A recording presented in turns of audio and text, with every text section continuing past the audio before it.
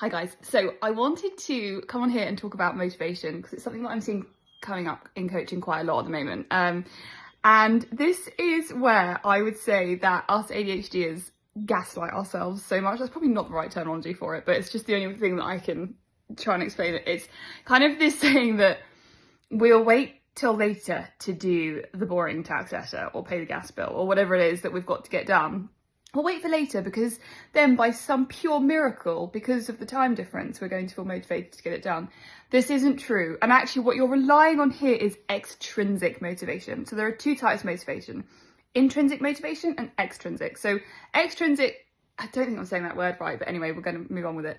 Extrinsic is where we wait for a deadline or a consequence from not doing that task. And that's typically where us ADHDers lie. What we need to try and do is flip our mindset into intrinsic motivation. So how do we do this? Intrinsic motivation is the will or the want to do something naturally. So I intrinsically want to make a cup of coffee in the morning.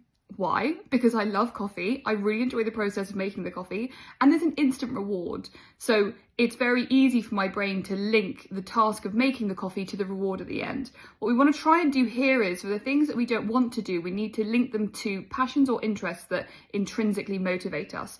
So for example, let's say you're studying a new course and part of that course is you need to learn some form of math. Now, if you don't like learning math, this might be really, really hard, and you're probably going to wait on extrinsic motivation to get it done, i.e. the exam deadline.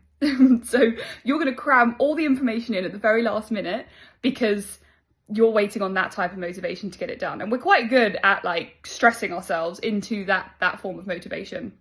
But it's not healthy. And the reason for it is when we're in that situation, we're relying more on pressure and stress to get the task done rather than doing it out of enjoyment or because of a want.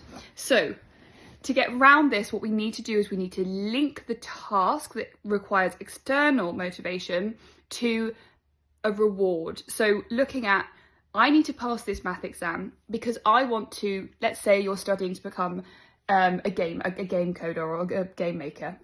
I need to learn this maths so that in the future I can go and I can apply for this maths job for this gaming job to create this new gaming program. That's something that is one of your passions. It's internally motivating because you love gaming.